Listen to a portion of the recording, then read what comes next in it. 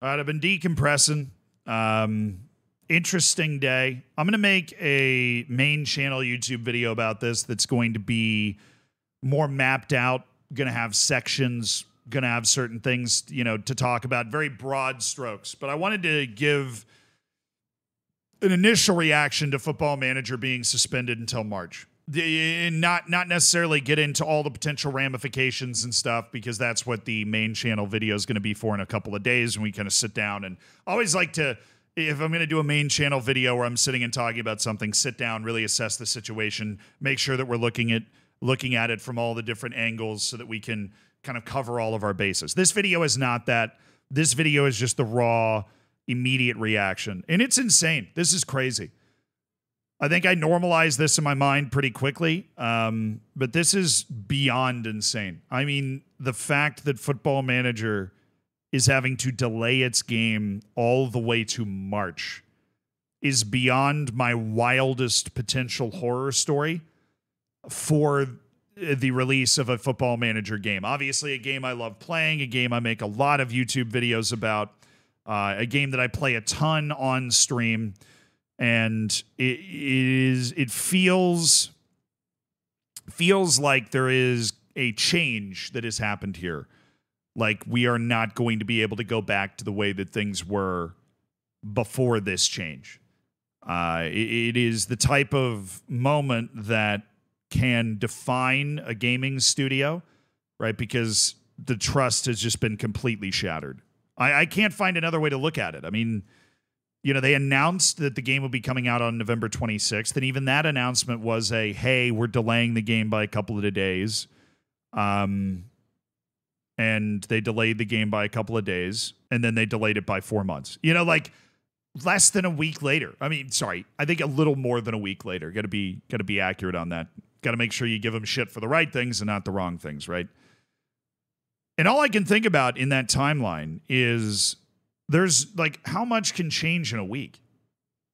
You've been working on this. I mean, Work the Space initially sent me a message showing that they were hiring people that worked in Unity before the pandemic. I mean, they've been working on this on the side for years, right? And based off their dev blogs and stuff, they made the decision to go, yes, we can finally transition to Unity this year. We think it's ready enough. We think it's close enough. They technically made the decision leading into Football Manager 2024, because the whole point of Football Manager 2024 was that Unity was coming the next year, right? So I think it's like 2 years ago, they basically made the decision they could have the game ready to come out for FM25. It's not even FM 2025, it's FM25.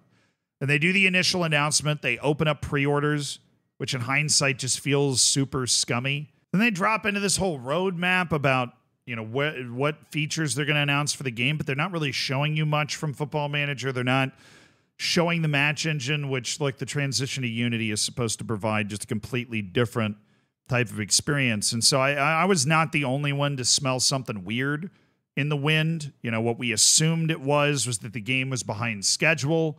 I don't think anybody outside of a small group of people at SI could have understood just how far behind schedule the entire production of the game was. I am not one of these people, but I know that there are Football Manager content creators that have, really strong personal connections with people that work there and can talk very candidly with them about how the development of the game is going and everything. And even talking to those people, it didn't sound like there was any advanced knowledge of what this bomb that was dropped.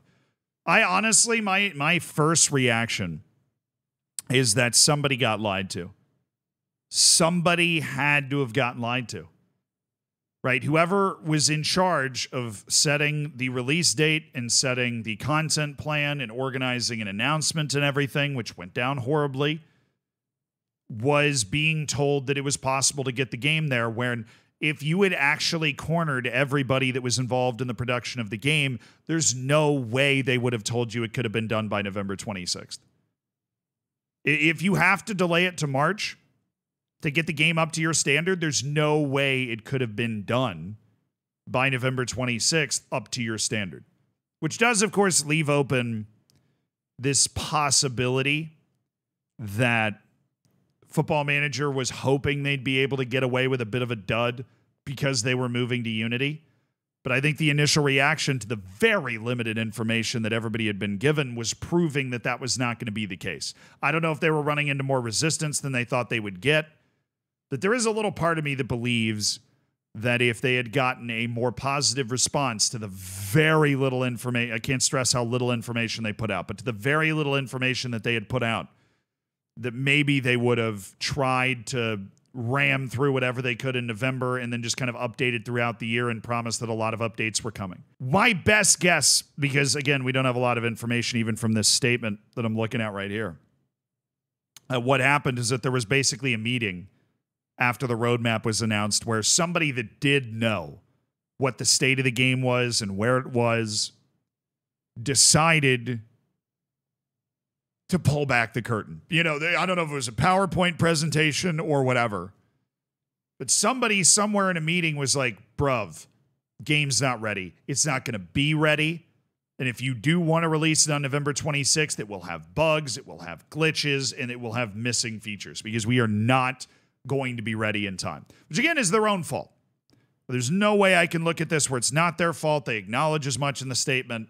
They decided to switch to Unity this year. There was no mandate out there that forced them to do it.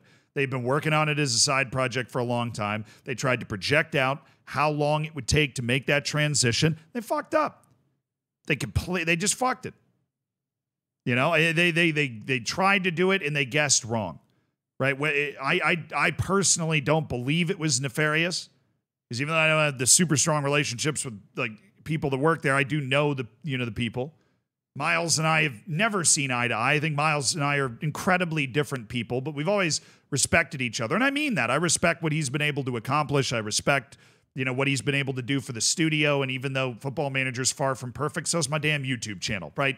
It is way easier to judge things from the outside than when you are in the cauldron. But Miles is going to wear a lot of this, right? He is the game. And Miles Jacobson, if you don't know, is the director of Sports Interactive, which of course only makes one game, which is Football Manager.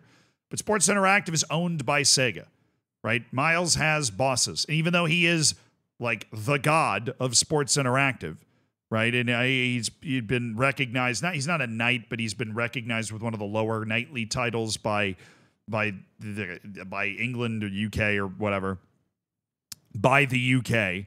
The Queen. That he's going to get a lot of heat from this. I'm not talking about from people like me. I'm talking about from Sega.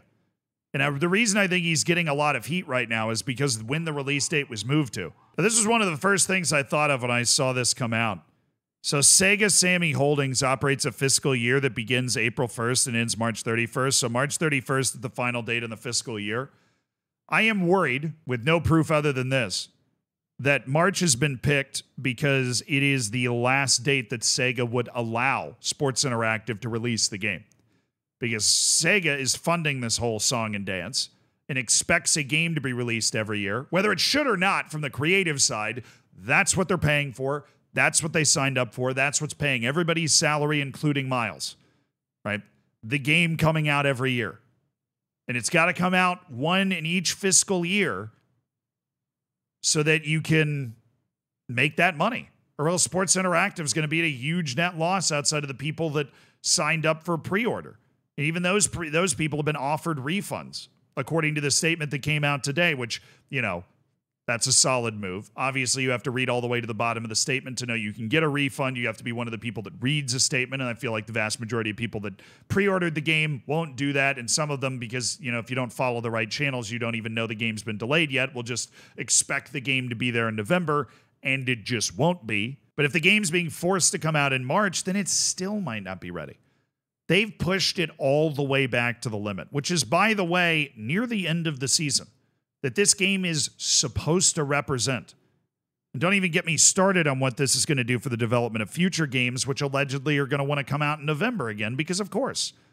I mean, ideally, the game would come out in September, right? That's what EAFC does, kind of towards the end of September. And I always thought, honestly, that Football Manager's release was more delayed than it should be. I thought that they should tighten it up to begin with, but I feel like there's going to be ramifications logistically for years.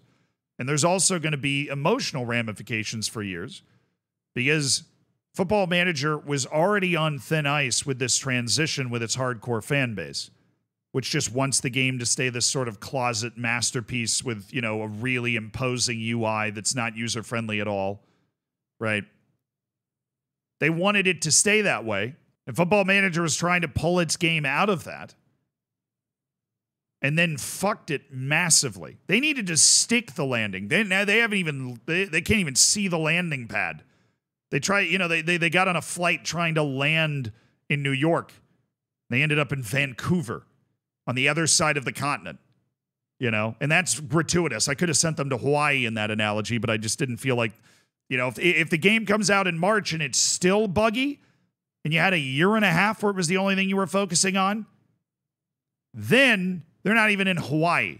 They're at Point Nemo in the middle of the Pacific Ocean, right? They emergency crash landing at Point Nemo, right? As far away from humanity as any point on the planet. Very interesting spot. Actually, when the International Space Station goes over Point Nemo, if you're there, you are closer to the astronauts in the International Space Station than any inhabited land on Earth. It's a very fun fact. Except now, if Football Manager crash and burns in March, you will be right next to the entire Football Manager team that is going to be out at sea trying to fight for its life. The only thing they can do now is drop a sick game late in March. But given this, I'm worried that might not happen either. I'm just sad, though, because Football Manager, for better or worse, it had always, you know, been very close to the vest about when the games were coming out. But when it said the game was coming out, the game was coming out. The features that it talked about were there. Right? And it just feels like it's been different this year. And they're going to have to build that goodwill back up again. But it was a shock, and it is very sad.